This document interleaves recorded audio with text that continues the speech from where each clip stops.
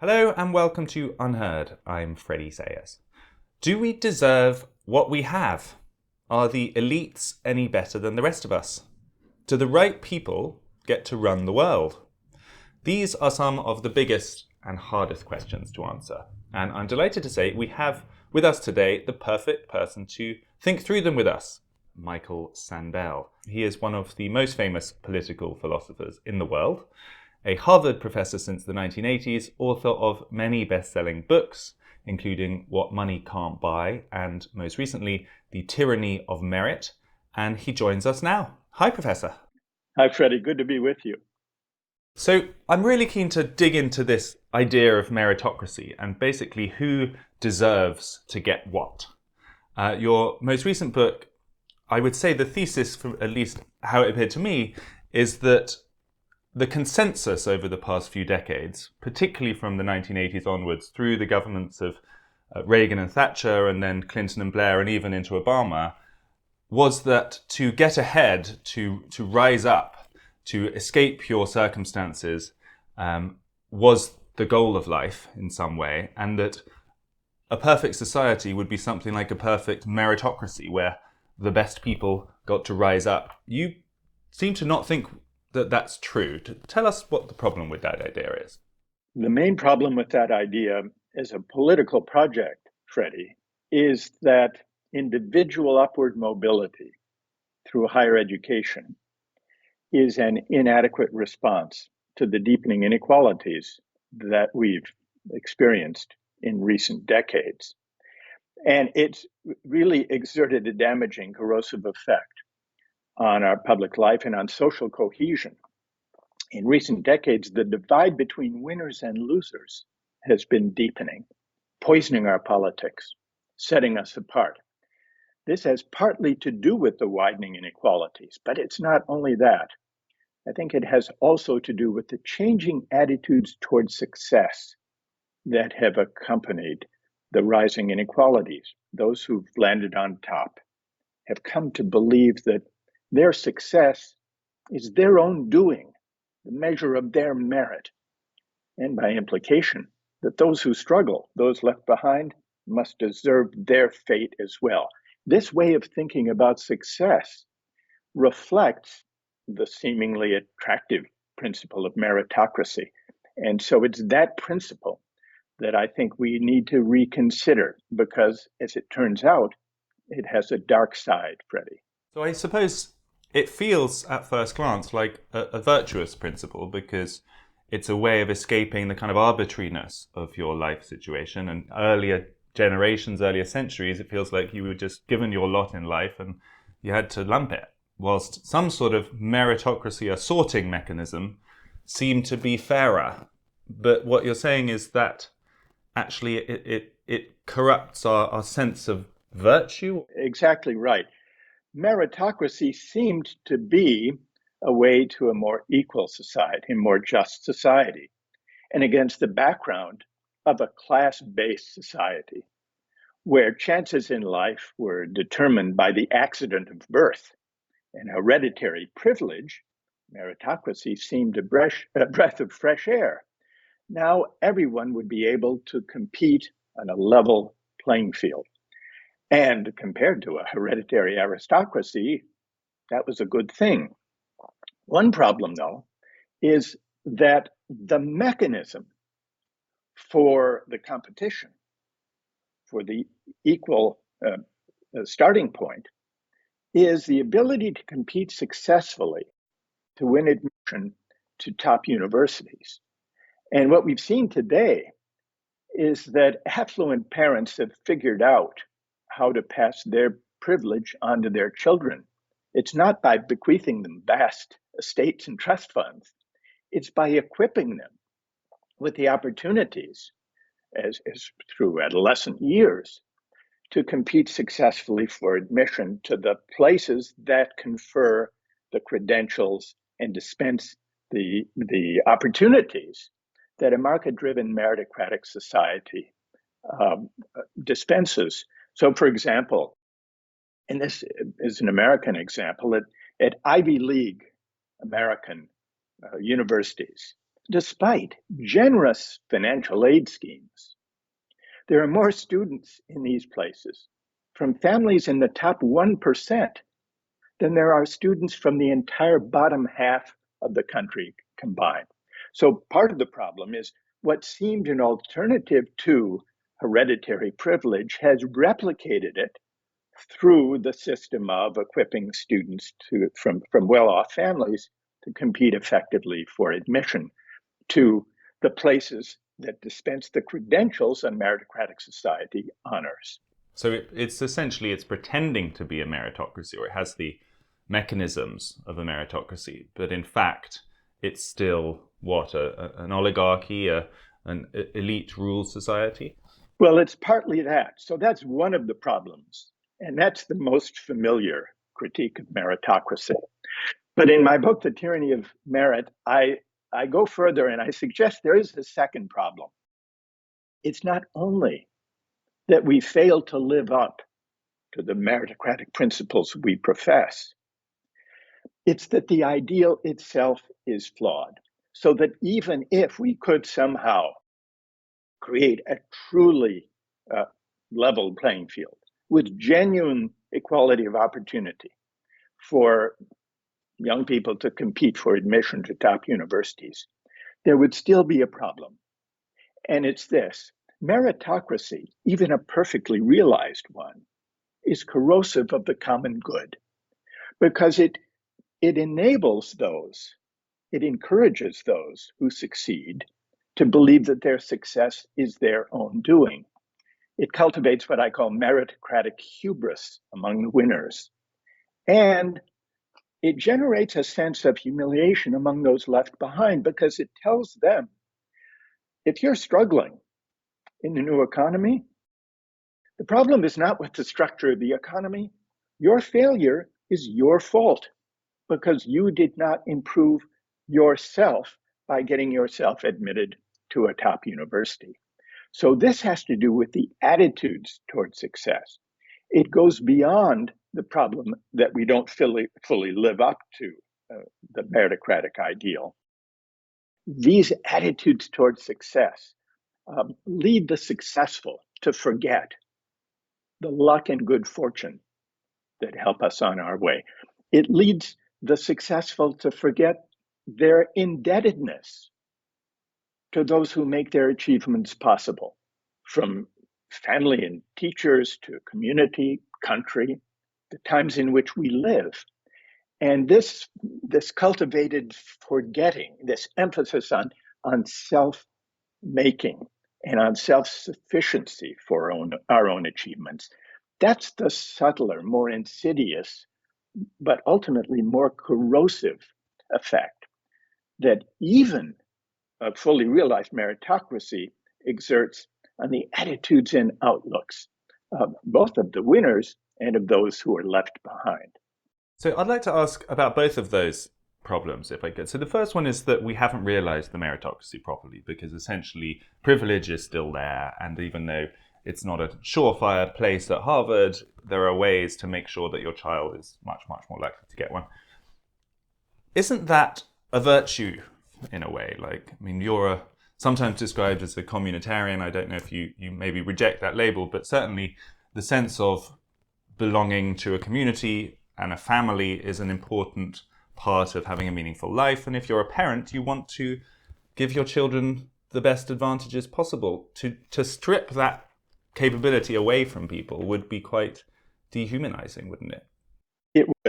It would. And so what this suggests, I mean, Plato tried to do this. He imagined a society where this problem, the problem you're raising, Freddie, was solved by having children raised collectively. So if one believes in the institution of the family as important, morally and developmentally important, then it would be folly to double down on the project of saying, we do want to equip everyone for a race. We want to conceive society as a race. And therefore, the only full expression of that project, the full working out of that project, requires something like Plato's solution, abolishing the family. But that would be giving up a crucially important institution for the moral cultivation of young people, for the human goods that family life can realize.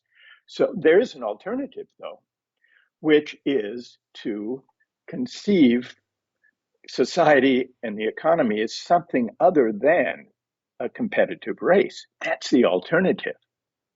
If one wants to double down and make the race perfectly fair, then one is left no alternative but to dismantle the family. You're right about that, which is why I think we should question the meritocratic race rather than abolish the family to make it a truly fair race, because that, you're right, that would be the conclusion. So another way of thinking about winning and losing would be to loosen the assumption, loosen the rather stringent and demanding assumption that the winners of a race, provided it's fair, deserve all of the benefits that flow to them from the exercise of their talents. That's the assumption worth that we should challenge. So we're kind of on to the second of these critiques then, which is, if we're not going to go for meritocracy because we don't think a perfect meritocracy is possible anyway, and we're going to cleanse ourselves or rid ourselves of the delusion that the people at the top necessarily deserve it, how are we to view them?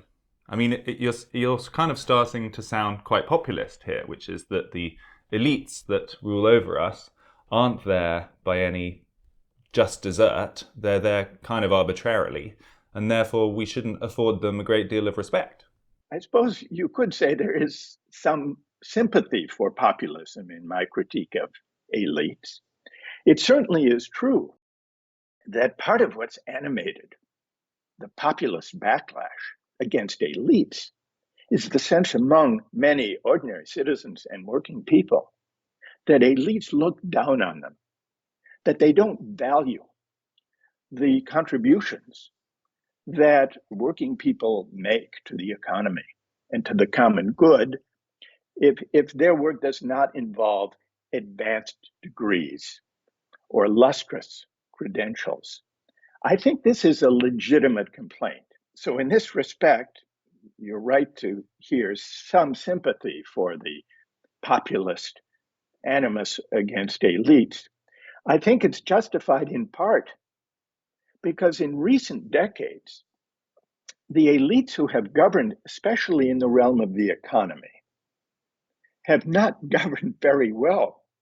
They promised us that their version of globalization involving insisting on unfettered capital flows across borders and the outsourcing of jobs to low-wage countries and the deregulation of the financial industry, that this would all lead to a better economy and therefore a better life for everyone.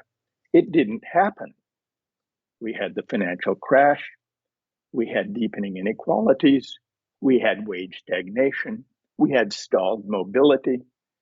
So the economic experts, the so-called best and the brightest, to borrow David Halberstam's phrase to describe the elites who brought us the Vietnam War, they haven't governed very well, even in their own terms. Unfortunately, this has produced a backlash against experts that when the pandemic came, led many people, especially in the US perhaps, to be very wary of the public health advice being given by people like our Dr. Fauci, who were trying to persuade people to get vaccinated and wear masks. The economic elites had so discredited expertise that that expertise became intensely politicized, and this hampered our ability, certainly in the US, to deal with the pandemic. I mean, I would probably take a slightly different view on that, and I would have more skepticism than you do that the elites in control of the pandemic response are going to be seen to be so flawless in retrospect. But I suppose that's a conversation for a different time. No, I don't think that they are flawless or that they should not be subject to criticism. But I am expressing a certain sympathy for the skepticism that the public has of experts. I would say, and perhaps here we would differ somewhat. I think that the performance of the elite economists, the neoliberal economists who brought us a kind of finance-driven version of globalization that produced this yawning inequality and the meltdown at the financial crisis, I would say their failure was the most decisive failure in producing a kind of backlash against elites. I don't know whether you would agree with that assessment.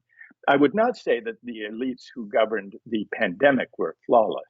In a way, the whole concept of the pandemic response that came from those elites was a parallel version of some of their earlier mistakes, I would argue, which is that it was all about particular charts and particular measurable outcomes. It was a highly technocratic view of the world, which ignored the social bonds. It ignored the things that matter most to people, in fact, which is the ability to be together and to conduct their lives in the beautiful way that they are used to, and basically plan to re-engineer all of society temporarily to achieve one specific end. And in that sense, it was kind of dystopian. And a lot of the backlash against the pandemic response comes from really quite a Michael Sandel style intuition. I think there's a lot in that. And without going into the details of the pandemic response in our respective countries, I would give one example. I think it's now increasingly agreed that shutting down the schools in the US for the length of time that we did was a mistake. But I think there's a broader point that you're making that is very much in line with the critique I offer in The Tyranny of Merit, which has to do with technocratic expertise. Because when we're talking about meritocracy in the realm of governing, putting aside for the moment the question of income and wealth and market rewards, but in the realm of governing, we have assumed wrongly that virtue in governing, excellence or merit in governing, is largely to be defined in terms of technocratic expertise.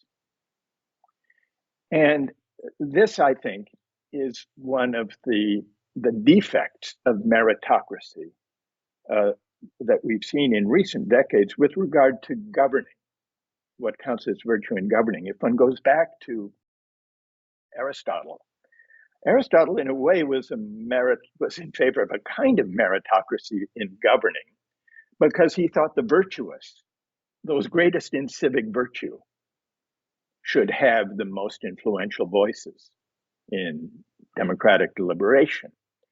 But what he meant by virtue in governing was not technocratic expertise only, or even mainly. It had to do with qualities of character and judgment and orientation to the common good that require qualities of practical wisdom, he called it, very different from technocratic expertise. So we have radically narrowed what counts as the virtues relevant to governing well. And I think this connects with the worry you just articulated, Freddie, about how technocratic ways of governing miss important human and civic dimensions and lead to too narrow an idea of the common good. Okay, so Professor, if we're going to go with you on your diagnosis, which I think we're happy to, that we've got lost, we've got stuck in some way, and that we've started to value these kind of technocratic credentials, we've got stuck in this kind of nonsense idea of elite universities being the only source of people who should govern us. Phase 2 must be, what should we do instead? What is the Michael Sandel solution to this problem? How do we fix our world? Where would you start? Well, I think we need to attend to several domains in terms of responding. We We need to rethink the role of universities in higher education. We need to recast the terms of public discourse, especially around work and contribution. And we need to rethink the meaning of success. Let me just say briefly a word. It's a big project. So let me say just briefly a word about each. We have cast universities, higher education, as sorting machines for a market-driven meritocratic society. And this is a mistake. It's a mistake not only for reasons we've been discussing, that it confers advantages on the already privileged and leaves behind a great many people, but this is damaging for the universities themselves, for the intrinsic goods that higher education should serve. And I see it in my students, I see it in my university, speaking out of personal experience. We have allowed the credentializing function of higher education to crowd out the educational function, the intrinsic goods associated with teaching and learning. Students in university, of course, understandably care about equipping themselves for successful careers. But the networking and the careerist and the pre-professional preoccupations can threaten to distract students, but also the institutions themselves, from providing an opportunity and a provocation for students to think critically on their own assumptions, to figure out what's worth caring about and why. Here I'm just restating the traditional mission of a liberal arts humanistic vision of higher education. So that's one problem. Does that mean many fewer people going to universities, really, and those people being more restricted to genuine academically minded people who might, be teachers or writers? Or is that where we're going, that the sort of career box ticking function of universities we sort of strip away to technical colleges or other kinds of organization and try to send fewer people to elite academic universities? I would not say we should send fewer people to university, but I do think we should lessen the box ticking role and function of universities. And I think we should reverse the steep hierarchy of prestige among different forms of learning so that we invest more, but also confer greater honor and recognition and respect to forms of learning, including technical and vocational institutions, community-based colleges, and degree programs. These are woefully underfunded in relation to other forms, the more prestigious forms of higher education. Not only are they underfunded, but the career paths that they prepare people for are not sufficiently appreciated and honored, which really brings us to the second transformation that we need to consider, having to do with the terms of public discourse. For decades, center-right and center-left parties have responded to inequality by offering, and not to deal with the inequality itself, but to offer a workaround by offering individual upward mobility through higher education. And so we heard endlessly the mantra from parties across the political spectrum. If you want to compete and win in the global economy, go to university. What you earn will depend on what you learn. You can make it if you try. What this seemingly inspiring message missed was the insult implicit in it. Because the implicit insult was this: if you're not flourishing in the new economy, and if you haven't been to university, your failure is your fault. Focusing politics on this rhetoric of rising, as I call it in the book, as if that were the solution to inequality, essentially offers to help people clamber up the ladder of success without noticing that the rungs on the ladder are growing further and further apart. So here's how public discourse, I think, should shift away from the rhetoric of rising, away from the assumption that individual mobility is an adequate answer to inequality. We should focus less on arming people for meritocratic competition and focus more on the dignity of work, on renewing the dignity of work, of asking and debating what concrete practical steps and policies would be necessary to give true meaning to the dignity of work. And this could involve a range of policies on which people of different partisan and ideological persuasions might disagree.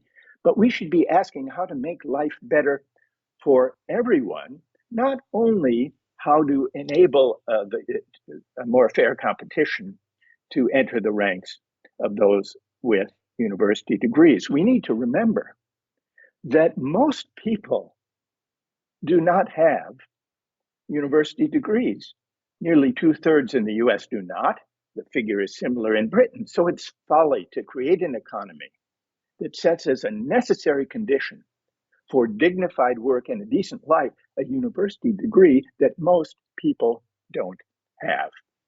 Could I ask then, in your alternative ethic, if you come across an 18-year-old who has the potential to become a university professor, is academically gifted in that way, but whose family are in the building trade, let's say, and who is destined otherwise to be in construction, would you say that it's wrong to say that it would be better for him or her to become the university professor just because they can, and instead it's just as valuable for them? This is the kind of Goodwill Hunting conundrum. I don't know if you ever saw that movie a few decades ago, but this is what it centers on. You know, is there as much virtue in all of these different kind of walks of life, and that we should just jettison the idea that the more educated or the more academically demanding, elite-sounding route is in any way better?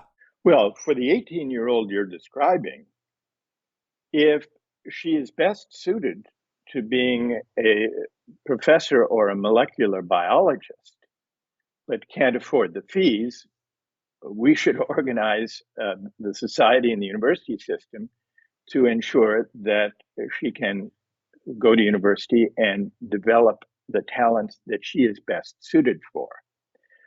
That said, we should not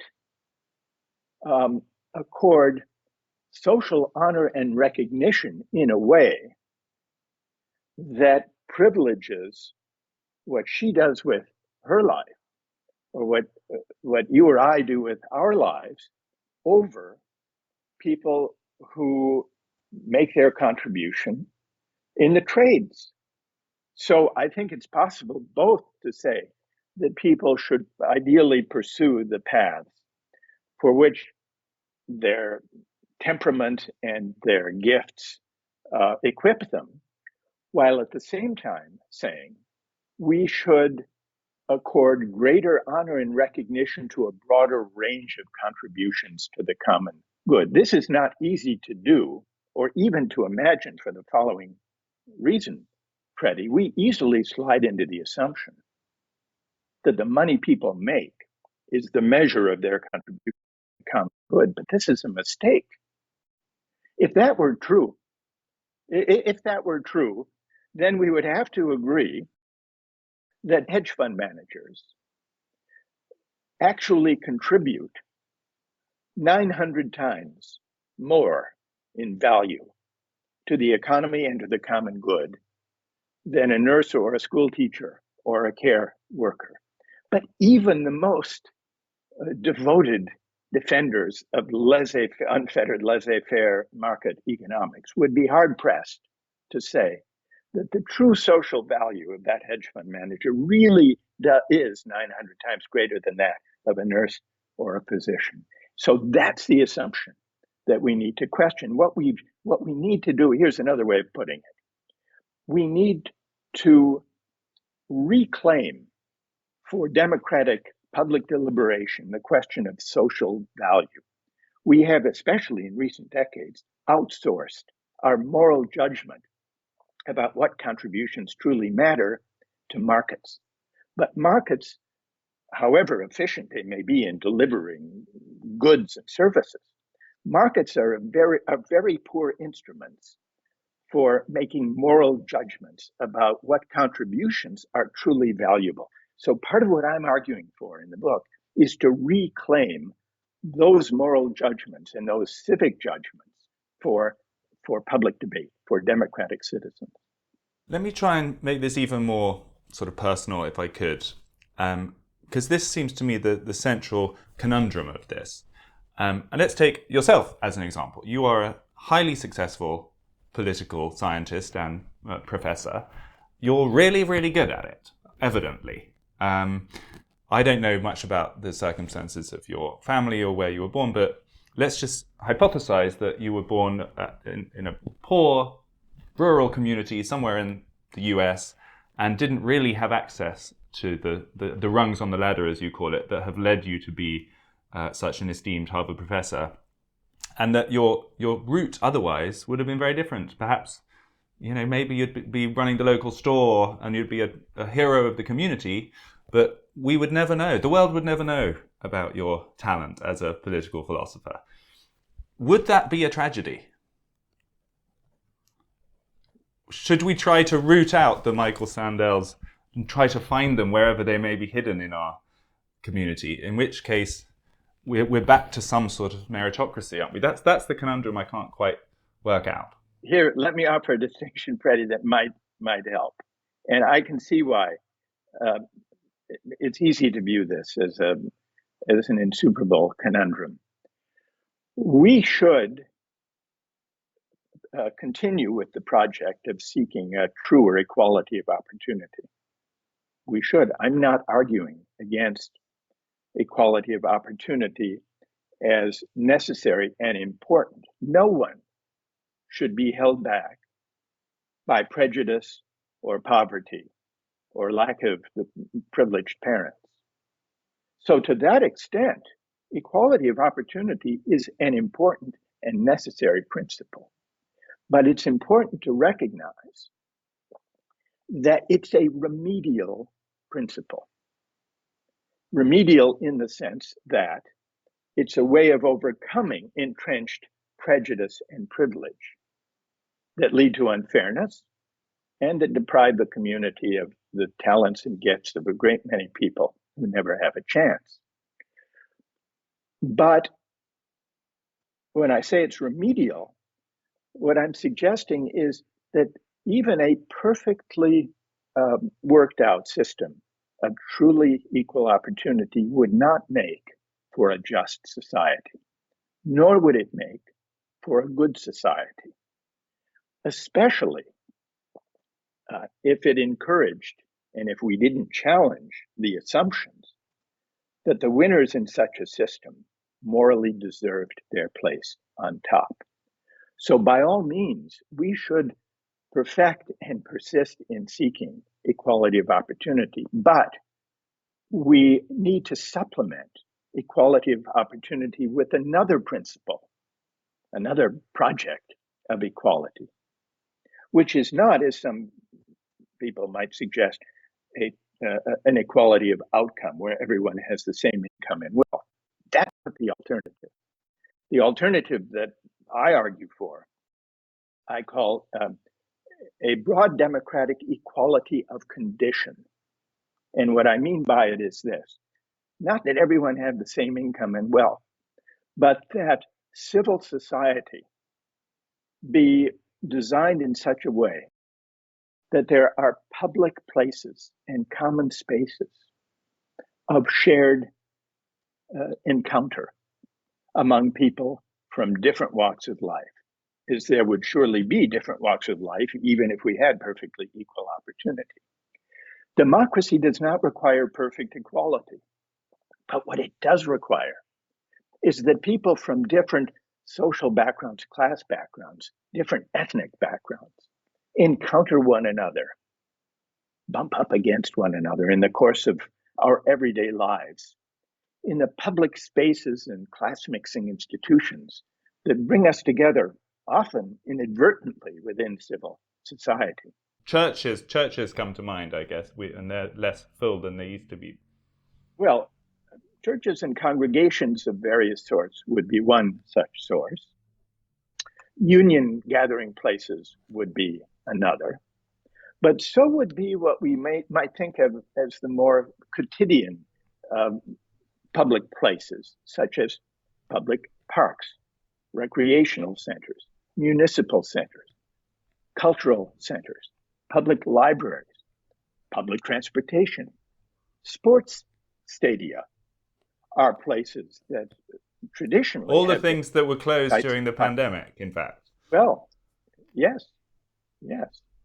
And not only that were closed during the pandemic, but that already, even before the pandemic, had begun to erode and lose their centrality in civil society as a way of drawing people together. Downtown areas or high street business districts are another. So even long before the pandemic, these places of inadvertent public gathering and class mixing were ceasing to perform that function, in part because that with the widening inequality came the tendency and the temptation for the affluent to buy their way out of these public services and public institutions and to join a private gym rather than to go to a local municipal place to exercise and work out. And there are many examples of the ways in the schools being perhaps the most important, many ways in which widening inequality has led to the erosion of class mixing public places and common spaces as the affluent buy their way out of public services and provision. So this is what I mean, Freddie, by attending to a broad democratic equality of condition alongside equality of opportunity, which by itself does not provide the social glue that holds us together and gives us a sense that we are sharing in a common life.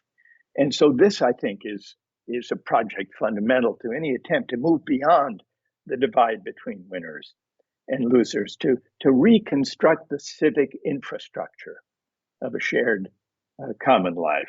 I mean, you end up with a kind of slightly skeptical view of any position, I suppose. And of deservingness. Of the deservingness. Deservingness, which is essential to the meritocratic ideology that I'm challenging. Now, if we can detach spurious claims of deservingness from various positions and admission schemes, then I have no objection to trying to find those who are best suited for this or that social role. The question is, do we heap upon the winners not only income and wealth but also honor and recognition and prestige and respect on that basis? That's what I'm challenging. Let me put it another way. If I need surgery, I want a well-qualified surgeon to perform it. But merit in that sense is independent of the question of deservingness, which is what I challenge. It's this spurious attribution of deservingness, Freddie, that leads to what I call the tyranny of merit in our politics, in our public life, in our economy. That's what I'm challenging. I will end with one final slight challenge to you, which is that if you agree with the logic of everything you've said, which I think many people will, and that actually when you dig down, most position is arbitrary or lucky or based on some kind of series of privileges, the choice of what society we live in might come down to, given all options are going to be unfair, whether you go through your life constantly aware of the unfairness of it, looking at anyone who is more advantaged than you and remembering your Michael Sandel mantra that actually they didn't deserve it, or whether it's actually more comforting and more fun and possibly just a happier existence to forget about that and to allow that life is unfair and almost ascribe some purpose to it beyond what you can understand, whether you call it luck or fate or gift from the gods or whatever, and that is all part of the colourfulness of life, that people are in different stations and different positions, and that maybe that's a more comforting and more happy way to live, that you don't have to torment yourself that whatever position you're in could have been different if your circumstances had been different, and you just sort of accept it as your gift and roll with it. What say you to that? Well, I say it is a happier way of life for those who land on top, because it spares them the need for humility. I don't think that the successful need to torment themselves, but to recognize the role of luck or the indebtedness that they owe for having landed on top. That need not be a source of torment, but I think it should be a source of humility. And this, in a way, comes to the third shift when I said there were three: one about the role of universities, one about rethinking the terms of public discourse. The third, really, I think, is a kind of moral rethinking, especially among the successful, on how we understand what led to our success. Those who are alive to the contingency of their success, those who are aware, who remember the luck and good fortune that helped them on their way, are capable of a humility that is likely to elude those who blithely suppress any recognition of the luck and good fortune that made their success possible. And the humility of recognizing the contingency of our fate is a virtue. It's not only a more admirable way to be a person, it's also a civic virtue, because it opens us to the range of duties and obligations we owe to our fellow citizens, including those less fortunate, less lucky, or less gifted than oneself. An appreciation of the role of luck in life can prompt the humility that says, there, but for the accident of birth, or the grace of God, or the luck of the draw, there go I. That could be me. And this humility, I think, is the civic virtue, Freddie, that we need now. It could be the beginning of a way back from the harsh ethic of success that sets us apart, the beginning of a way beyond the tyranny of merit to a more generous, less rancorous public life.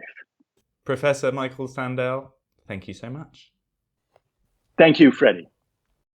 That was the political philosopher and Harvard professor Michael Sandel, arguing that meritocracy is not only a myth that is impossible to achieve, but that even if it was achieved, it would not be equivalent to a fair society. It certainly made me think, as I hope it did you too, whether we deserve what we have.